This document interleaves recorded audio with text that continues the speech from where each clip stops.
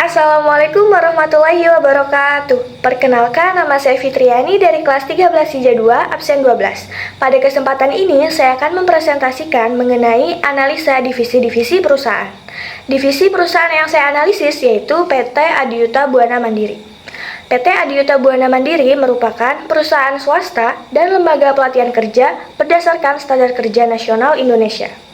Visi dari PT Adiuta itu sendiri menjadi perusahaan yang terpercaya, handal, kompetitif, dan berkembang di bidang pendidikan, pelatihan, sertifikasi, konsultasi, manajemen, safety, ketenagakerjaan, serta perdagangan dan industri. Misi dari PT Adiuta Mandiri yaitu menciptakan nilai ekonomi kepada mitra perusahaan melalui jasa pendidikan, pelatihan, sertifikasi, konsultasi, manajemen, safety, ketenagakerjaan, serta perdagangan dan industri untuk menjamin kepastian usaha. Nah, divisi-divisi PT Adiuta Mandiri itu ada dua, yaitu yang pertama divisi training. Nah, divisi training ini menjadi dua bagian juga, yaitu ada ahli K3 umum dan ada ahli K3 PAP. Lalu yang kedua yaitu ada divisi bisnis dan operasional. Nah, divisi operasional yang pertama yaitu ada marketing dan ada admin. Divisi training yaitu untuk pengembangan sumber daya manusia untuk meningkatkan pengetahuan, kemampuan, dan kompetensi karyawan agar mereka memiliki kinerja yang lebih mumpuni.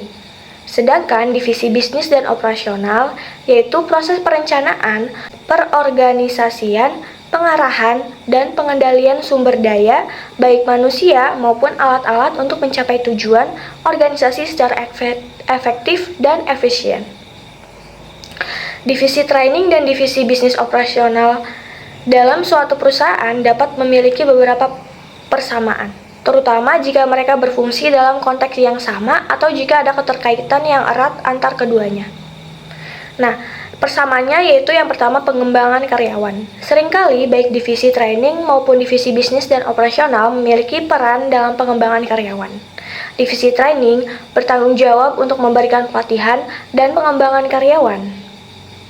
Nah, sementara divisi bisnis dan operasional berfokus pada memastikan bahwa karyawan memiliki keterampilan dan pengetahuan yang diperlukan untuk menjalankan operasi dengan sukses. Lalu, yaitu ada peningkatan kinerja. Baik divisi training maupun divisi bisnis dan operasional mungkin memiliki tujuan untuk meningkatkan kinerja perusahaan. Divisi training dapat membantu meningkatkan kinerja melalui pelatihan dan pengembangan. Sedangkan divisi bisnis dan operasional dapat bekerja untuk meningkatkan efisiensi operasional dan produktivitas. Lalu, yaitu ada persamaan yang ketiga, yaitu pengelolaan sumber daya manusia. Nah, kedua divisi ini dapat terlibat dalam pengelolaan sumber daya manusia. Divisi bisnis dan operasional membutuhkan sumber daya manusia yang berkualitas untuk menjalankan operasi, dan divisi training dapat berkontribusi untuk menghasilkan karyawan yang berkualitas. Nah, dari poin-poin tadi, divisi training dan divisi bisnis operasional ini memiliki persamaan dan tidak ada perbedaan. Jadi, divisi training dan divisi operasional dan bisnis ini saling berkaitan dan bekerja sama. Cukup itu saja yang dapat bisa saya sampaikan. Terima kasih. Wassalamualaikum warahmatullahi wabarakatuh.